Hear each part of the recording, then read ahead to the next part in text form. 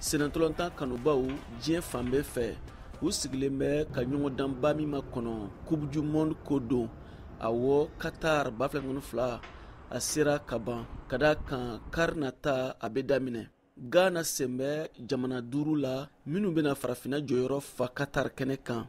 Bi kunɲɔgɔn n'o ye alamisa nata ye novembre kalo tile 24 Portugal ni Ghana bɛ ɲɔgɔn sɔrɔ.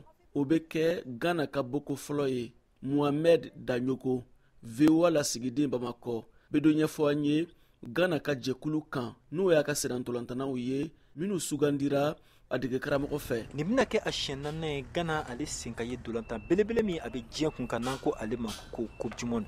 Ghana a bɛ kulu min kɔnɔna la ale ni jamana minnu bɛ yen o de ye Portugal, Corée du Sud ani Uruguay. U ka kulu kɔni maa minnu bɛna bila o ɲɛma o de ye André Ayew ye n'ale bɛ dolanta kulu na nin waati na n'o ye Al Sadd ye n'o yɛrɛ bɛ Qatar jamana kan. Maa 26 o de welela ka se ka taa dolantan kɛnɛ kan. Maa 5 kɔni bɛ o la minnu kɔni bɛ dolantan Faransi jamana yɛrɛ o kan. Dolantala kɔrɔ dɔw kɔni Ghana kulu in na olu ma wele olu cɛla maa minnu i n'a fɔ Mubarak Wakaso, Richmond Boakai, Jeff Sloop olu ma wele Zeyna. Nka celu kɔlɔsiba ko o bɛ sɔn kɛ Ghana la kosɛbɛ sabula Joseph Walcott ani a nɔrɔbila Richard Ofori olu kɔni si sentina ye nin kɛnɛ in kan ka sabu kɛ u joginen don wa mun ye Laurence Ati Zigi ye ale de kɔni na kɛ celu kɔlɔsiba ye ale dɔnnen tɛ kosɛbɛ. Bi alamisa novembre kalo tile 17 mun ye badenya balontan ye o bɛ kɛ Ghana ani Suisse jamana ni ɲɔgɔn cɛ o kun tɛ dɔwɛrɛ ye mun ye degelikɛ karamɔgɔ ye a ka se k'a ka cɛdenw olu lahala dɔn yanni ta ka don furubamugu la dimanche novembre kalo o tile 20.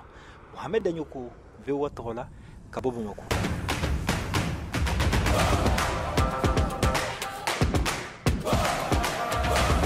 Halisa farafina jamanaw ko kun kan Coupe du Monde kɛnɛ kan Senegal ka boko fɔlɔ ntɛnɛn nata don novembre kalo tile 21 Senegal ni Pays-Bas de bɛna ɲɔgɔn sɔrɔ nka sigasiga bɛ Senegal senatolantana Sadio Mané ka yeli la Qatar kɛnɛ kan ka da kan a bananen don k'o bɛ ka taa cogoya min na Qatar ɲɔgɔndan bɛ sɔn ka kuncɛ k'a sɔrɔ Sadio Mané ma ye kɛnɛ kan. VOA lasigiden Dakar Nama Jara.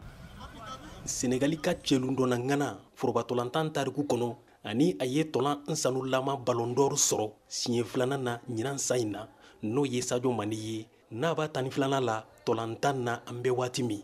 Bi Senegali forobatɔlantantɔn nin dalenba kan kosɛbɛ. Sadio Mané n'a bangena dugu min tɔgɔ Bambali jamana worodugu yanfan na n'i ye 100 sara ta i b'a sɔrɔ cɛlu 50 a kelen ɲɔ don tɔlantan na Senegali forobatɔlantan kɔnɔ. Nka sika b'a kan a ka tɔlantan diɲɛ tɔlantanba in na Qatar jamana na ka da kan a jogina o kɛra gɛlɛyaba ye Senegali dege karamɔgɔ bolo Aliou Cissé. Ce n'est pas quelque chose de mince pour un entraîneur, pour l'équipe. Ka je Sadio Mané ko o tɛ ko nɔgɔ ye dege karamɔgɔ ni tɔlantantɔn bolo n bɛ se k'a fɔ hali farafina tɔlantan ko la bi a t'an hakili la k'a tɛ tɔlantan nka jagoya don an ka miiri o la tuma min ni Sadio Mané sen tɛna yala. J'ai pas envie de parler d'absence de Sadio Mané, même si au fond de ma tête j'essaye de m'y préparer. Nafa jumɛn bɛna kɛ Senegali tɔlantantɔn na ni Sadio Mané tɛ yen? Senegali tɔlantan na kɔrɔbalenw ni jamana tɔlantan ko ɲɛmɔgɔso mɔgɔw dɔw bolo nin jaabi ka nɔgɔ. Yatuma Diop ye Senegali warakɔrɔbalen dɔ ye. Sadio, c'est vrai, c'est une valeur internationale, mondiale. Bon, mais s'il ne joue pas, s'il ne peut pas jouer. Sadio Mané tiɲɛ don nafa b'a la fan bɛɛ nka n'a ma na tɔlantana tɔw bɛna baara kɛ n'a tun bɛ yen o tun bɛ ɲa kosɛbɛ. Si c'était ça, c'est pas la peine, c'est pas une équipe. Oui, c'est un joueur très important. Tɔlantana minnu n'u si hakɛ ye san 23 ye Senegali u ka dege karamɔgɔ Demba fana y'a hakilina fɔ Sadio Mané nabaliya kan. Awɔ tɔlantana nafamaba don nka i n'a fɔ dege karamɔgɔ y'a fɔ cogo min na kunnafonidilaw ɲɛna tɔlantantɔ in na ne hakili la cɛlu donna ɲumanw b'an bolo ne dalen b'u la a kɛra Bulayi ye walima Iliman walima a bɛɛ n'u bɛ se ka Sadio Mané jɔyɔrɔ ta n'a tɛ yen. Tɔlantana ɲumanw bɛ yen nka cɛlu donna ko bɛ Senegali waraw la Sadio Mané tun b'o jɔyɔrɔ fa kosɛbɛ o ka kan ka fɔ wa kow tɛna nɔgɔya.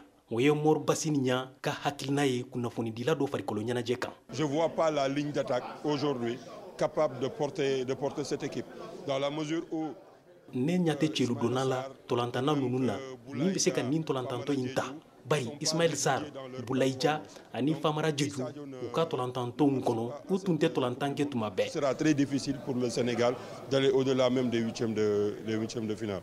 Sénégali teranga waraw ka tariku kɔnɔ Sadio Mané ye cɛlu 34 dɔn. N'i ye cɛlu 25 ta fana i b'a sɔrɔ a sen bɛ cɛlu 12 labɛn dɔnni na. A joginen bɛna gɛlɛyaba lase Sénégali forobatɔlantan ma nin diɲɛ tolantanba in na Qatar jamana na. Ni Sénégali jamanaden bɛɛ tun sigilen don ka kɔnɔ. Nka an bɛ waati min Sadio Mané kɔni bɛ ka furakɛ fɔlɔ Allemagne jamana na. Kabini tɛnɛ Sénégali dege karamɔgɔ Aliou Cissé ni tolantanna 25 bɛ Qatar. Sadio Mané dɔrɔn de b'a jɛ. VOA Bambara tɔgɔ la Mohamed Danyoko Bamako, Nama Jara Dakar ani Siaka Traoré Bamako. A k'an bɛn sini juma Novembre kalo tile 18 san 2022 in na.